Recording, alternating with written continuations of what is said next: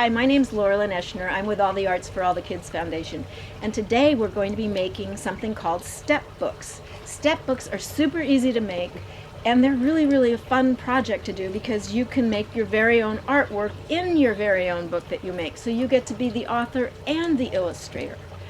First thing that you need are 3 pieces of paper. I'm going to choose 2 different colors, but you could just use the same color. You could use just white paper, you could use construction paper, completely up to you. What I'm going to do, these are all the same size paper, but what I'm going to do is and this is where the word step comes in, I'm going to lay them down on the table so that they're set up with about the same distance with each of these. So it's about 1 inch. But it could be a little bit more, it could be a little bit less. It's very forgiving. I'm going to put this down on the table and show you, because the next step is to fold. So hold all of it and fold it so that you have the next step in it. So I'm going to put it down on the table and fold it, and then I'll show you again so you see exactly what I mean. So you've got 3 pieces of paper. You're going to make them so that they have about 1 inch of space.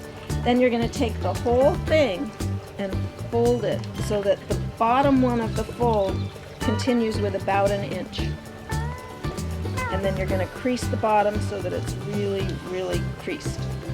So you end up with all of these different pages. This shortest one is going to be the top of your book, but you've got pages in all the rest of them.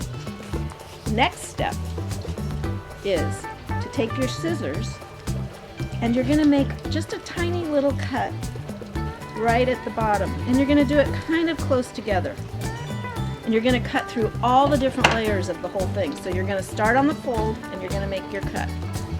Next step is you open it up to the center again so that it's all the way, you're holding all your pieces of paper, you're keeping them very still, and you're going to take a pipe cleaner or a piece of thread, of ribbon or embroidery thread or twine, something like that. And you're going to you're starting in the center, and you're going to stick your, in this case, pipe cleaner all the way through. Then you're going to start in the center again and stick the other part of the pipe cleaner through the other part of the hole and make them kind of even, but it's not exact. You get to do it the way that you would like to do it, and you're going to tie these guys together. This is what's going to hold your book together. And you could decorate your pipe cleaners the way we've done in other lessons. You could put beads on them, you could turn them in with your finger into curlicues, you could turn them into bug antennas. It's completely up to you. You could, what other things come in 2s? Horns, you get to choose. So your book will then become like this, and it could open, but it's easier if it opens up and down like this. 1, 2, 3, 4, 5, 6. Okay, I just want to remind you, 3 pieces of paper, a pipe cleaner, or a piece of yarn or a ribbon, scissors, and you're good to go. When you do your decorating of your book, or your writing of your book, and your illustrating of the book, then you have some choices too. You could use markers, you could use construction paper for creative cut and paste, you could use watercolor and Sharpies. You get to be the deciding person for the artwork, but we're going to talk a little bit about what some of the art concepts are. When you start to decorate your book and make your book, I've got some really fun ideas that you can use. Now, this is your book, so you get to decide. But some of the ideas that you could do different animals, so you would have a different animal for each page. You could do insects.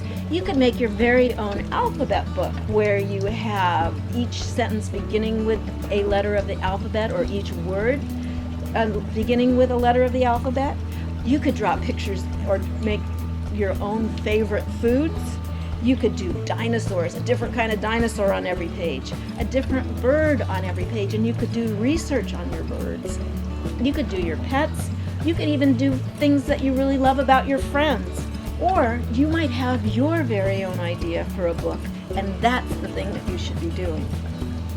With the art concepts for our book today, If you are going to be doing drawing, I have some drawing with lines is super fun, but what makes it really interesting is when you use different kinds of lines. I'm going to teach you a word today, if you don't already know it, that is a word that most kids don't learn until they're in college, and that word is undulating. We've got thick lines that are really, really fat, thin lines that are really, really skinny, and undulating lines are ones that are both fat and thin.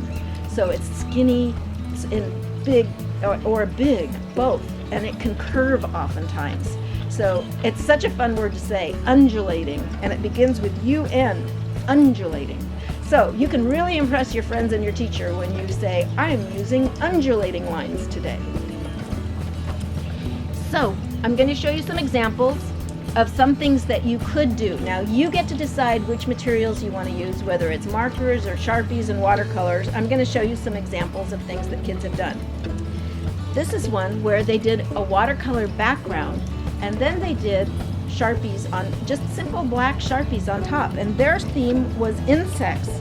Look at how adorable their insects are, and look at their both fat lines and their thin lines. That's what makes it really, really, really interesting.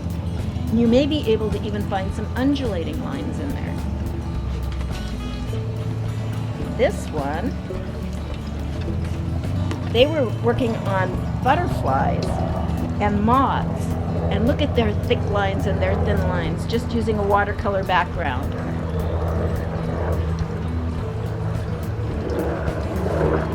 This one too, do you see some undulating lines in this one? Fat ones and skinny ones, lines that turn into both. This one also has just some big black shapes that are so interesting. And the variety of line shapes are part of what make the pictures so interesting. If you wanted to, you could use this one was actually made with oil pastels, but you could use a white crayon instead. They outlined with white instead of black, which I think is very, very interesting. But look at how the background space is all colored. Isn't it beautiful? This one I just love for the expression on the bird's face. He's just such a beautiful bird. Remember, it doesn't have to look real to be good. And this one's very, very beautiful because of all the details and the patterning that went into it. So, it's your turn to decide, what's your topic going to be? Are you going to be using one of these ideas, or are you going to be using one of your own? Think about your lines that you're going to be outlining. It could be that you paint the background or do a collage background first and then draw on top of it. But it's up to you which thing you want to decide to do first, or it might be something that your teacher asks you to do.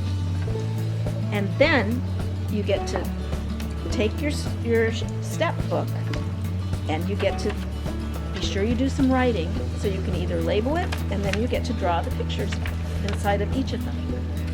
Have a wonderful time. You are creative. You are an artist. You get to decide what it is you want to draw and how it is that you want to create it. Have a wonderful time, kids.